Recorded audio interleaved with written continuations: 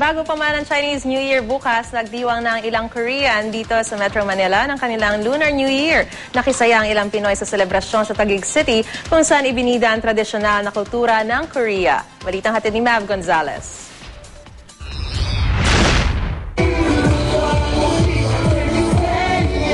Imbes na K-pop na nakasanayan ng maraming Pilipino, tradisyonal na kultura ang ibinida ng mga Korean nationals sa pagtitipong ito sa Bonifacio Global City.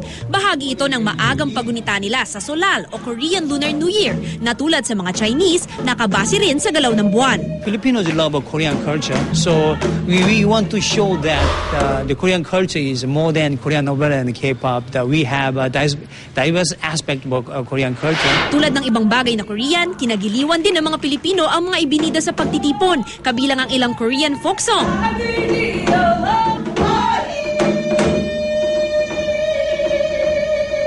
Tampok din sa pagdiriwang ang mga folk game mula Korea tulad ng Yunori.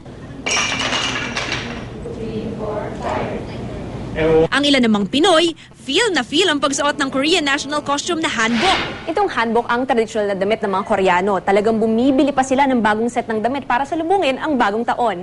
Sehebok manibado sayo.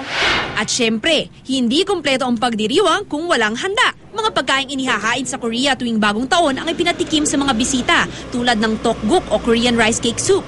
Agaw pansin din ang iba't ibang kulay ng rainbow rice cake. May mahaba ring klase yan na simbolo raw ng maayos na kalusugan at mahabang buhay para sa mga miyembro ng pamilya at kinakain pagkatapos ang ritual na pagpapasalamat sa mga ninunot na katatandang kamag-anak. Sabi tuloy ng mga nakasabay kong naki-Lunar New Year, para na raw silang nakarating sa Korea. Gusto lang po ma-experience ko ano yung na-experience sa mga Korea. Yung nagsuot po kami nung traditional dress po nila. Bakit? Kasi parang lahat po binabagayan. Talagang, ang cute po niyang suotin. Ang saya pong experience. Mav Gonzalez, GMA News.